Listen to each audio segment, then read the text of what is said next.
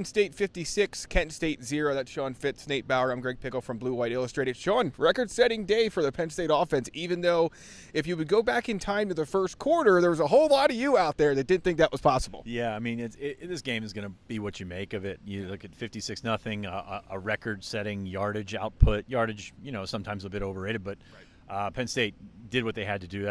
Kent State came out on the first play of the game, lost their starting quarterback. A little bit later, lost the backup quarterback. You got to feel bad for the Golden Flashes. But Penn State did what they needed to do. They needed to run their stuff. They needed to get out of here. They wanted to get out injury-free. Didn't quite get that far. But most of the chips you're looking for, they accomplished on Saturday, despite the slow start. Nate, you want to talk about injuries? Sean sort of hit on it there. No, where do you want to go first? Drew. You want to go Drew first? All right, Drew Allar, 3 touchdown tosses today, 307 yards? Yes, in today's win. Go. 17 out of 21. Ran for a touchdown. But here's the deal. The eye test is different. He looks different. The passes that he is attempting in the first place are different from the ones that he took last year. Hitting guys in stride, right? The pass to Tyler Warren was it was a great pass. The pass to the sideline to Trey Wallace late in the first half. The pass to Julian Fleming. These are big-time passes that this kid is throwing right now. Talk to him afterwards. He's just – you always think you're something when it's happening, right? And so last year, as a sophomore quarterback, he thought he was a confident quarterback. He thought he played like a confident quarterback. But I don't see how anybody in this building can watch that kid play right now and not think he is transformed. He is just making the throws that he didn't even really attempt last year. And because of it, Penn State is reaping the rewards. And I think I am very impressed right now with the type of guy, or the type of quarterback, I should say, that Drew Allar is becoming. At BlueWhiteIllustrated.com, you can read Sean's first impressions after every game. Is there one that sticks out to you as something you're going to drill down on today? I want to step back to Drew for a second. Yeah. Because it's not just the throws. If you look at the sack that he took in the first half, you look at some of the plays where he's, last year, it's collapsing on him and he's falling under it. He's looking around like he knows what's going on. He knows where the pass rush is coming from. Of course, the first half, I think the corner blitz kind of got them. Got everybody. It was a really good corner blitz, by the way. Yeah. But he just looks different, so much more comfortable, so much more willing to get where he needs to be. And then, we always knew the arm was there. Right. Some of those throws, man, they are ridiculous. The timing that comes with it. But that's also a part of Andy Kotelnicki's offense, with Nick Singleton running the ball well, Katron Allen running the ball well, Tyler Warren playing out of his mind in different phases. James Franklin once again said best, most complete tight end in the country. Right. They hammered that home today. So the offense, the turnover in the first quarter you don't want, with Beau Pribula throwing the pick on the screen. Right. And I think they only two more drives where they didn't. I think we saw Riley Thompson a couple times. Yeah. But all in all, pretty well formed and efficient today on the offense. So you start with Drew and you sort of get everything else together. You get Liam Clifford going. You get Julian Fleming with a couple of good catches. You get Omari Evans down the field once again. Penn State has a big play threat on the outside. We weren't sure if that was going to be the case. He's more consistent. Because he's more consistent, he's more of a threat on the big things. That's what they need. So you just kind of look at that and you go with it. I think the offensive line still coming along. There's only so much you can take from an X's and O's schematic standpoint from Kent State, because they are so bad, unfortunately.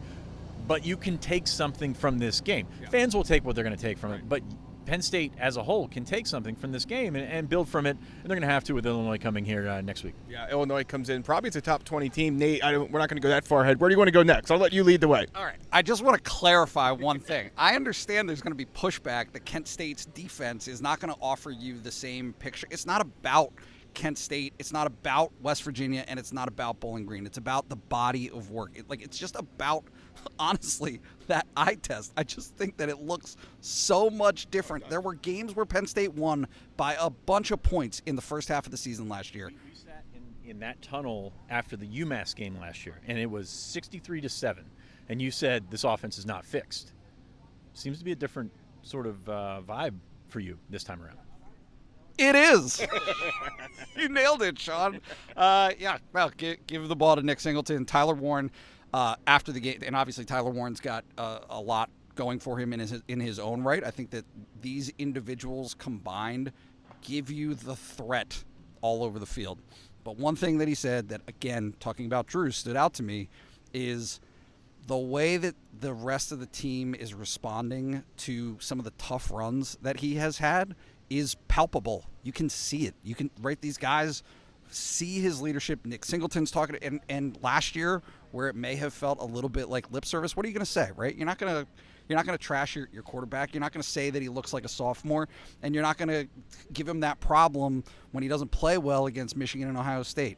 But early this season, I think that it's demonstrable. It's something that everybody can see in that locker room, and it's going to make a big difference for a defense that had some issues, right? Even at the beginning of that game, there were some things that Kent State did, and I understand, right? Kent State didn't score any points, and there was no real threat to Penn State, but this is the storyline. This is how it's going to be this season, where Penn State's defense is probably not going to be quite as good as last year's.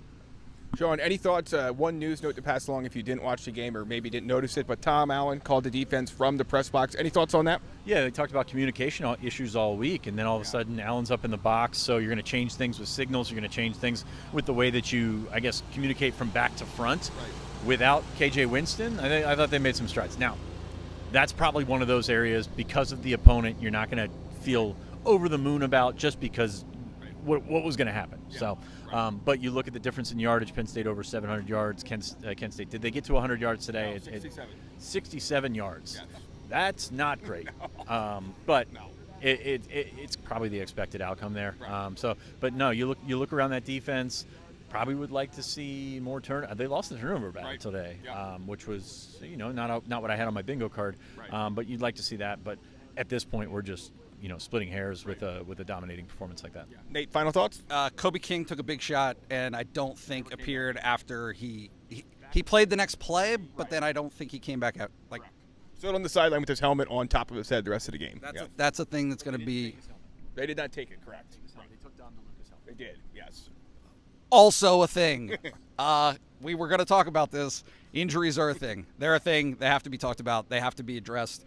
Penn State, James Franklin talking about injuries after the game and acknowledging that it's at a different level this year than it has been in recent years is significant because he's the not talk about injuries guy. Right. So for him to acknowledge that, I think it is reasonable for people around the program, people watching the program, what have you, to say, hey, if the story goes the way Penn State wants it to go this season, it's not going to be happens to everybody. Right. It's going to be the guys that they need to call upon to step up did so, and I think that's going to be a big deal if they're able to do it. Yeah.